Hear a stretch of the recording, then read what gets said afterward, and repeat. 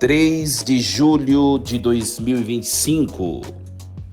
Nesta quinta-feira da 13ª semana do Tempo Comum, a igreja celebra a festa de São Tomé Apóstolo.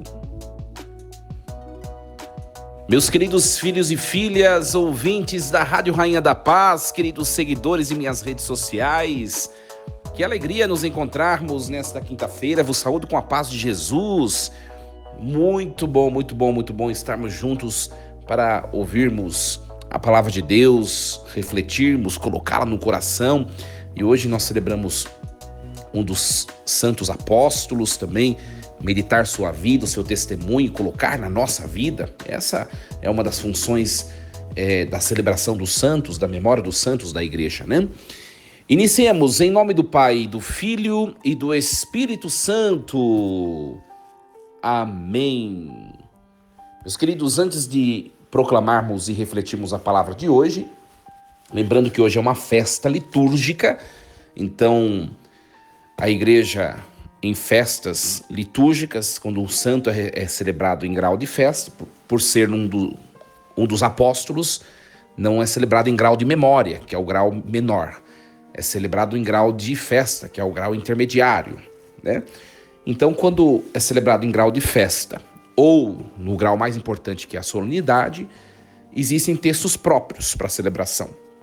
Por isso que nós que estávamos ouvindo o livro do Gênesis, na sequência corrente, agora nós paramos, porque é uma festa que tem um texto próprio. Nós vamos escutar daqui a pouquinho. Mas é importante primeiro refletirmos um pouquinho da vida e do testemunho de São Tomé Apóstolo, né? São Tomé, como eu acabei de dizer, foi um dos 12 apóstolos escolhido por Jesus, né? Também era chamado de Dídimo, que significa gêmeo, tá? E São Tomé, ele é conhecido comumente por sua incredulidade inicial e também depois por sua profunda fé, né? Vamos refletir um pouquinho os principais momentos em que a Bíblia mostra esta personagem, né, São Tomé, no Evangelho de João, no capítulo 11, versículo 16, quando Jesus decide ir para a Judeia, Tomé diz: vamos também nós para morrermos com ele, né? Então, nós vemos essa frase, porque os outros apóstolos estavam meio amedrontados. Nós vemos nessa frase um testemunho, inclusive pode ser duas interpretações, ou ele estava sendo sarcástico, vamos morrer logo, vamos lá com ele morrer, já que ele quer ir, né?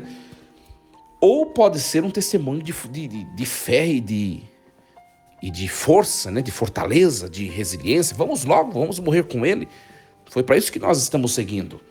Então, é claro que essa segunda opção é a mais aceitada pelos intérpretes da Bíblia, né? Porque Tomé é um retrato de um homem rusticamente forte, né? Resistente. Nós vemos também uma outra passagem que essa personagem, São Tomé, é apresentada pela Bíblia, João 14:5. Ele é um questionador sincero, né? Ele diz: Senhor, não sabemos para onde vais. Como podemos conhecer o caminho? E diante dessa pergunta, Jesus diz a ele, né? Tomé, eu sou o caminho, a verdade e a vida. Ninguém vai ao Pai senão por mim. Né? Aquela frase tão importante, tão conhecida, né? Então, nós vemos em Tomé, além de um homem forte, um homem curioso, né? Um homem curioso, né? Curioso mesmo, porque no Evangelho de João, no capítulo 20, versículos 24 a 29, nos é mostrada a dúvida e também é mostrada a fé que ele tem depois da dúvida, né? Ele não acreditou na ressurreição até ver as chagas de Jesus. Alguns dizem que ele chegou a tocar, a Bíblia não diz que ele precisou tocar. Quando ele viu, ele já creu, né? Então, após um encontro com o ressuscitado, ele faz a profissão de fé mais bonita do Novo Testamento, né? Meu Senhor e meu Deus.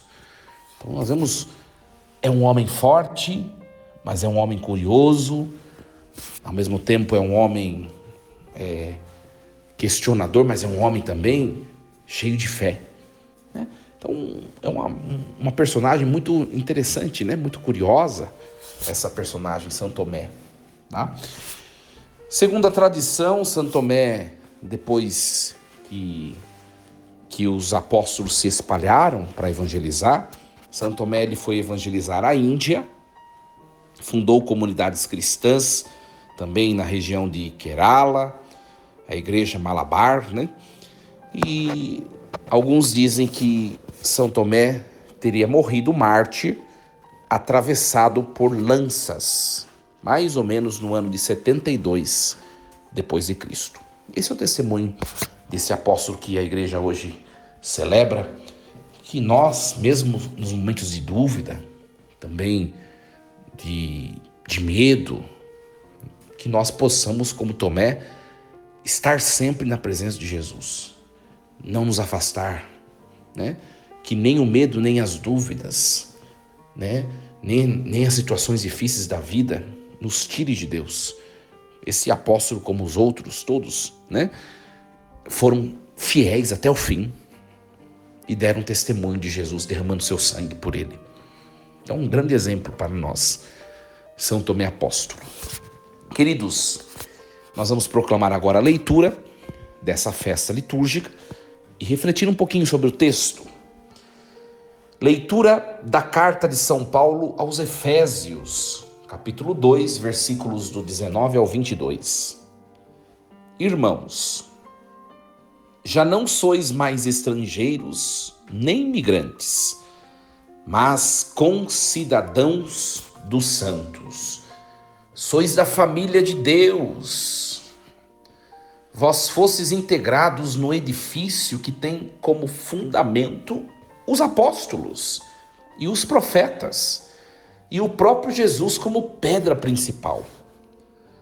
É nele que toda construção se ajusta e se eleva para formar um templo santo do Senhor. E vós também sois integrados nessa construção, para vos tornardes morada de Deus pelo Espírito. Palavra do Senhor. Graças a Deus. Esses textos que a igreja dispõe na festa dos apóstolos, né? Todos eles vão falar da igreja como construção, ou como família de Deus, ou como corpo místico de Cristo, né? E é muito bonito, né? É muito bonito. Nós vemos que não existem várias edificações. Existe uma única construção, né? Uma única construção que é a igreja total, que é o Cristo total. Ele é a construção. Ao mesmo tempo que Cristo é a construção total, ele também é a pedra angular, a pedra principal, que é o Cristo cabeça, né? E os apóstolos são os alicerces. Nós podemos dizer nessa construção que nós somos um tijolinho que está lá disposto, não menos importante, porque se faltar um tijolinho, pode ser que a construção se desajuste. Então nos sintamos parte dessa construção, é isso que o texto está nos mostrando. Nós somos a igreja. Aí você vai falar, padre, mas os cristãos, né, eles não congregam uma unidade religiosa. Isso já aconteceu na história, né? Até o ano 1054 só existia uma única igreja, a Igreja Católica, né? Depois aconteceu o primeiro cisma, em 1054, chamado Cisma do Oriente. Depois se passaram muitos séculos, e no século XVI, no ano de 1517, aconteceu mais cisma, o Cisma do Ocidente, a chamada Reforma Protestante, e hoje nós vemos esse montaréu de denominações religiosas cristãs, né? Só que nem sempre foi assim. E ainda que o homem tenha dividido, Deus ele congrega na unidade por meio do seu Espírito. O Espírito que invade o coração de todos aqueles que creem em Jesus é o mesmo e nos faz pertencentes a uma única construção que é a igreja total. E você pode me perguntar, mas padre, então aqueles que estão separados da igreja, estão debaixo dessa mesma construção? Estão. É que eles não têm consciência ainda disso. Né? Eles não têm consciência ainda disso. Mas nós estamos. Né? É o que o Concílio Vaticano II fala, a teoria conciliar de povo de Deus. É exatamente isso. Mesmo aqueles que não se percebem vocacionados a estar nessa construção, Deus também os chama para isso. Olha que bonito. Ou seja, minha gente, no reino dos céus não vai haver esticadinhos, né? Ou puxadinho, né? A gente fala puxadinho quando se vão criando construçõezinhas ladeando a principal, não é? Que a gente chama de puxadinho. No céu não existe isso não, só existe um único templo, uma única construção, uma única igreja.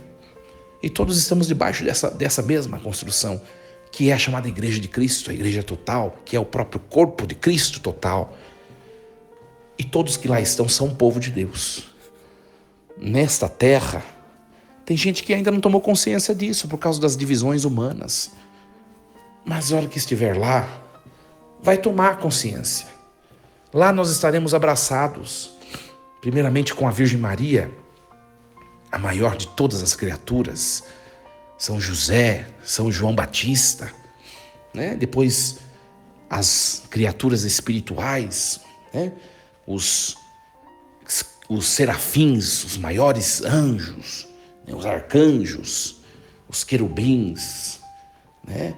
Os anjos, as potestades, enfim, toda a hierarquia angélica. Nós estaremos todos de mãos dadas debaixo dessa única construção. E Cristo é o fundamento, aquilo que mantém erguida, utilizando os seus braços, que são os apóstolos. Olha que lindo isso. Não é bom, né? Por isso que eu pergunto a vocês, não é bom desde já nós já aprendemos a estar debaixo, né, desse único templo que é a Igreja de Cristo, já desde esse mundo, para que no céu só seja uma continuidade. Não tenha de fazer uma adaptação, né? Quando a gente fala de purgatório, é como se fosse uma adaptação ao projeto de Deus. As penas que são purificadas, nós que muitas vezes não vivemos aqui o que devemos, lá vai ter que se adaptar. Não, vamos viver já. Por isso que Deus nos chama a unidade. E essa unidade, pelo vínculo da presença dos apóstolos, ela começa dentro do próprio interior da Igreja Católica. Minha gente, nós vivemos um tempo em que tem gente, eu falei domingo passado, na festa São Pedro e São Paulo sobre isso, eu falei, tem gente que tá tentando mostrar ser mais católico que o Papa. Sabe? Eu não vou falar muito disso, porque a pessoa vai saber quem é, né? Eu tenho um contato nas minhas redes sociais de uma pessoa que eu já tenho contato já há longos anos. E essa pessoa não tem nem 30 anos de idade.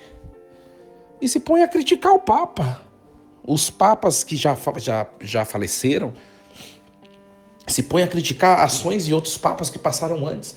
Quem sou eu, minha gente? Eu sou o padre, esse é o 5º ano de sacerdócio. Vou completar 5 anos, na verdade. Quem sou eu para criticar um sumo pontífice que viveu antes de mim e que viveu longos anos como sacerdote, depois como bispo, como cardeal e como papa? Quem sou eu? Sabe? Entra na humildade, no respeito, na reverência. Como diz o ditado, quem obedece não erra. Não é verdade? Quem obedece não erra. Entra na humildade, na obediência. Esteja em comunhão com a igreja. É melhor acostumar agora a comunhão, a unidade, porque depois vai ser mais dolorido. Nós somos parte desta única construção que Deus realizou, que é a igreja. E a igreja, com I maiúsculo, aliás, ela subsiste na Igreja Católica. Então, se a gente quer saber o que será o céu, a organização do céu. A gente olha para a organização da Igreja Católica hoje. Claro que quando eu falo organização, eu falo de maneira mística, né? Não de maneira unicamente institucional, né? Porque a igreja como instituição tem suas falhas, mas a igreja misticamente como corpo de Cristo, ela é santa e perfeita. Que nós passemos a contemplar um pouco mais isso. É muito bonito, minha gente. Muito bonito. Eu gostaria de enfatizar algumas frases desse texto, né? Nós sois, olha só, vós sois da família de Deus. Nós não estamos sozinhos, nós somos igreja, nós estamos acompanhados de Deus, a Santíssima Trindade, os santos, os anjos, não estamos sozinhos. Isso é motivo de alegria, minha gente, alegria. Muita alegria, muita alegria, muita alegria, né? Muita alegria. Nós estamos dentro do templo do Senhor, integrados nessa construção. Fantástico isso, fantástico. Enfim, queridos, que nós honremos com nossa vida, nosso testemunho, nossas escolhas, por os caminhos que nós trilhamos, que nós honremos essa verdade. Deus nos quer, desde já, Deus quer fazer de nós, desde já, morada de Deus. Que nós não levemos em nós a divisão, não levemos em nós as nossas antipatias, as nossas implicâncias, as nossas dissensões. Não levemos em nós sentimentos que dividem, sentimentos que não unem, sentimentos que não somam. Não levemos em nós sentimentos que são contrários à vontade de Deus, mas levemos em nós como morada de Deus somente aquilo que agrada a Deus. Reflitamos um pouco sobre isso. Vós sois da família de Deus. Desejo a vocês uma quinta-feira abençoada por Deus, com grande alegria por essa convicção de que somos parte da família dele. Em nome do Pai, e do Filho e do Espírito Santo. Amém. Queridos ouvintes da Rádio Rainha da Paz, continue conectados conosco, ouvindo uma boa música católica. Força e coragem. E lembremos-nos sempre, Deus está no comando de tudo.